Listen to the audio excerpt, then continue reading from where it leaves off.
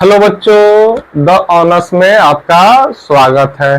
तो चलिए शुरू करते हैं। आज हम लोग बायोलॉजी 11th का चैप्टर्स को शुरू करेंगे। तो चलिए शुरू करते हैं। हम लोग क्या पढ़ने वाले हैं? बायोलॉजी 11th का जो फर्स्ट चैप्टर है वो पढ़ने वाले हैं, जिसका नाम क्या है? Biological classification. क्या नाम है इसका नाम क्या है? बायोलॉजिकल क्लासिफिकेशन है। तो हम लोग जानने की कोशिश करेंगे ये क्लासिफिकेशन क्या होता है।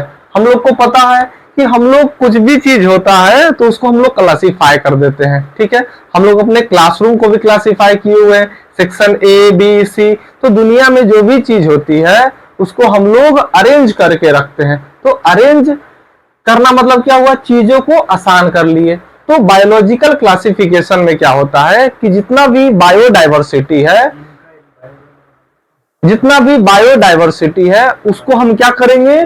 उसको हम अलग अलग करके सेपरेट कर देंगे ताकि हमारी पढ़ाई जो है इजी हो सके। तो क्लासिफिकेशन क्या होता है, सबसे पहले हम उसको जानने की कोशिश करेंगे कि क्लासिफिकेशन क्या होता है।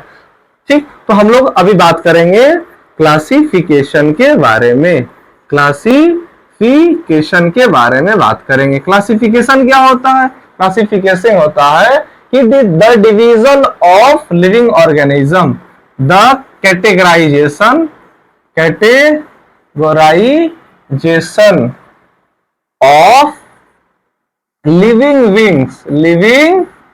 Beings into different kind and category, different kinds and categories। उसको हम क्या बोलेंगे? उसको बोलेंगे क्लासिफिकेशन। मतलब लिविंग ऑर्गेनिज्म को हम क्या कर रहे हैं? अलग अलग काइंड्स में और कैटेगरी में डिवाइड कर दे रहे हैं। उसको क्या बोलते हैं? क्लासिफिकेशन। इसलिए इसको लिविंग ऑर्गेनिज्म को कर रहे हैं ना, तो इसलिए इसको बोलते हैं बायोलॉजिकल क्लासिफिकेशन। बायोलॉजिकल क्लासिफिकेशन बोलते हैं। Why do we need classification? Why do we need classification? हम लोगों को क्लासिफिकेशन की जरूरत क्यों पड़ती है? तो क्या हमारे अर्थ पे एक ही तरह के ऑर्गेनिज्म है? तो आंसर होगा नहीं। हमारे अर्थ पे एक ही तरह के ऑर्गेनिज्म नहीं है, अलग अलग है। लेकिन इंसान की ये टेंडेंसी है कि वो हर एक लिविंग ऑर्गेनिज्म के बारे में जानना चाहता है। तो ये पॉसिबल है नहीं कि हम हर एक लिविंग ऑर्गेनिज्म को उठाएं और उसके बारे में स्टडी करें, रिसर्च करें। तो हम लोग क्या किए हैं कि जो एक जैसे हैं उनको एक कैटेगरी में रखे हैं और जो दूसरे टाइप के हैं उनको एक कैटेगरी में रखे हैं। ठीक, तो इसको क्या बोलते हैं? इसको बोलते हैं क्लासिफिकेशन। तो क्लासिफिकेशन जो होता है किस बेसिस पे होता है? Why do we need classification में हम लोग क्या देखेंगे? To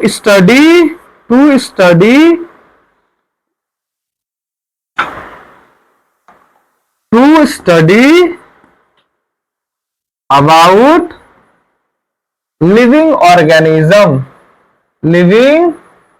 organisms easily, or we can say differentiate between different living organism, differentiate between living organism। ठीक है, तो ये क्या हो गया? बायोलॉजिकल क्लासिफिकेशन के बारे में हो गया। बायोलॉजिकल क्लासिफिकेशन में दो चीज और ध्यान रखने की जरूरत है। जब भी हम क्लासिफिकेशन करते हैं तो लिविंग ऑर्गेनिज्म जो होते हैं उनके सिमिलैरिटीज को एक साथ हम लोग काउंट करते हैं, और दूसरा डिससिमिलैरिटीज। इसका मतलब कि हम लोग जो क्लासिफिकेशन कर रहे हैं उसमें सिमिलैरिटीज को ध्यान में रखेंगे, डिससिमिलैरिटीज को भी ध्यान में रखेंगे। अगर कोई सिमिलर लिविंग ऑर्गेनिज्म है हम उसको एक कैटेगरी में रख देते हैं, अगर सिमिलर नहीं है तो हम उनको अलग अलग कर देते हैं। ये हुआ क्लासिफिकेशन का मतलब। ठीक, अब हम लोग आगे बात करेंगे। मैं कहते हैं कि क्लासिफिकेशन की शुरुआत किसने की, क्यों की? चलिए आगे बात करते हैं। तो हम लोग बात करेंगे क्लासिफिकेशन के आगे के टॉपिक के बारे में। क्लासिफिकेशन के आगे के बारे में हम लोग बात करेंगे। तो क्लासिफिकेशन अलग अलग समय में अलग अलग साइंटिस्ट ने की। तो सबसे पहले जो साइंटिस्ट आए थे उनका नाम था एरिस्टोटल। एरिस्टोटल, इनको हिंदी में अरस्तु भी बोलते हैं। क्या बोलते हैं? अरस्तु। और अरस्तु जो है ये फादर ऑफ बायोलॉजी है। He is the father of biology. ये एग्जाम में जनरल कंपटीशन में पूछा जाने वाला साधारण सा क्वेश्चन है। फादर ऑफ बायोलॉजी क्या हो जाएंगे? वो हो जाएंगे अरस्तु। इन्होंने क्या किया था? लिविंग ऑर्गेनिज्म, चाहे वो प्लांट्स हो चाहे वो एनिमल हो, उनको बांट दिया था अलग अलग कैटेगरी में। इसका मतलब इन्होंने क्या किया था? जो प्लांट्स हैं उनको अलग कैटेगरी में बांटा था और जो एनिमल्स हैं उनको अनदर कैटेगरी में बांट दिया था। तो प्लांट्स जो है उनको 3 कैटेगरी में एरिस्टोटल ने बांटा था। Depending on the size of the plant, Aristotle divided plant into 3 category. The first category you might have heard that is herbs। पहला जो है वो हर्ब्स में बांटा, दूसरा क्या हो जाएगा? श्रब्स में बांट दिए, और तीसरा क्या हो गया? ट्रीज में बांट दिए। कितना साधारण सा काम था, और इसके लिए एरिस्टोटल को फादर ऑफ बायोलॉजी बोला जाता है। कितना सा छोटा बात है, एकदम छोटा सा प्लांट तो हर्ब, उससे बड़ा तो श्रब्स, और उससे बड़ा तो ट्री। ये एरिस्टोटल ने पहली बार दुनिया को बताया। पहली बार जो भी चीज होती है वो यूनिक ही होता है, इसीलिए एरिस्टोटल को फादर ऑफ बायोलॉजी बोला जाता है। एरिस्टोटल ने एनिमल्स के बारे में भी बोला, और वो भी हम लोग जानते हैं। इन्होंने एनिमल्स को भी 3 कैटेगरी में रख दिया। जो लैंड पे रहते हैं उसको बोलते हैं टेरेस्ट्रियल, ये भी सबको पता है, टेरेस्ट्रियल एनिमल बोल दिया गया। और जो पानी में रहते थे उनको क्या बोला? एक्वेटिक बोल दिया, एक्वेटिक एनिमल्स बोल दिए। ठीक। और अगला जो हवा में रहते थे उनको एरियल बोल दिया, एरियल एनिमल। जैसे बर्ड्स जो होते हैं वो एरियल होते हैं, मतलब हवा में अधिकतर उड़ते हैं। तो अरिस्टोटल ने क्या बोल दिया? टेरेस्ट्रियल एनिमल हो गया, एक्वेटिक एनिमल हो गया, एरियल एनिमल हो गया। इसको अरिस्टोटल ने बोला था। बाद में चल के हमको ये भी पता चला कि एम्फीबियंस होते हैं। तो वो बाद की बातें हैं। चलिए आगे बात करते हैं। ये एरिस्टोटल का जो क्लासिफिकेशन था लिविंग ऑर्गेनिज्म का, ये उतना सक्सेसफुल नहीं हुआ। क्यों सक्सेसफुल नहीं हुआ? क्योंकि ये साइंटिफिक अप्रोच वाला नहीं था। एरिस्टोटल का ये जो कॉन्सेप्ट था ये साइंटिफिक अप्रोच वाला नहीं था। उन्होंने बस फिजिकल अपीयरेंस के हिसाब से नाम दे दिया था, कि मतलब जो दिख गया सराउंडिंग में उस हिसाब से उन्होंने नाम रख दिया। लेकिन आगे चल के अलग अलग साइंटिस्ट आते हैं, उन्होंने साइंटिफिक बेसिस पे क्या करते हैं? लिविंग ऑर्गेनिज्म को कैटेगराइज करते हैं। साइंटिफिक बेसिस पे लिविंग ऑर्गेनिज्म को क्या करते हैं? कैटेगराइज करते हैं। तो देखते हैं कौन कौन वो साइंटिस्ट हैं जो ये सब काम किए हैं। चलिए आगे देखते हैं कि अगले टॉपिक के बारे में हम लोग बात करेंगे। तो देखिए यहाँ पे एक टर्म आता है टैक्सोनॉमी। क्या आता है?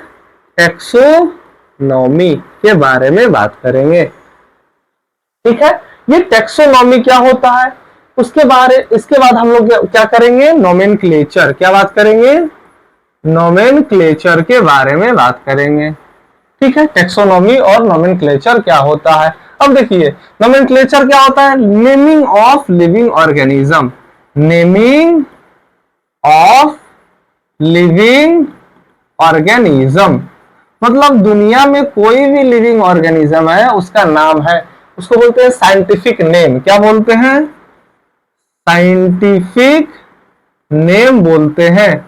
जैसे हम लोग ह्यूमन बीइंग है, तो ह्यूमन बीइंग का एक साइंटिफिक नेम है उसका नाम है होमो सेपियंस। हम लोग का साइंटिफिक नेम क्या है? ह्यूमंस का साइंटिफिक नेम है होमो सेपियंस। ठीक है, उसी तरह से जितने भी धरती पे लिविंग ऑर्गेनिज्म है उन लोगों को हमने कुछ ना कुछ नाम दे रखा है। ठीक, मेड अप जो जिसको हम लोग बेंग बोलते हैं उसको बोलते हैं। तो हमने क्या देखा, नोमेनक्लेचर के बारे में देखा। क्या देखा, नेमिंग ऑफ लिविंग ऑर्गेनिज्म। ठीक, मतलब हर एक लिविंग ऑर्गेनिज्म को हम लोग कुछ ना कुछ नाम देते हैं। अब देखिए यहाँ पे आता है टैक्सोनॉमी। क्या आता है, taxonomy.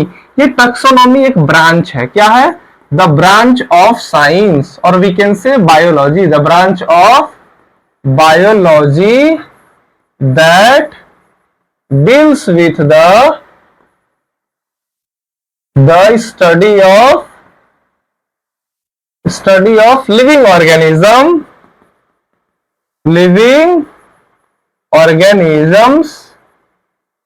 their names, their nomenclature, identification,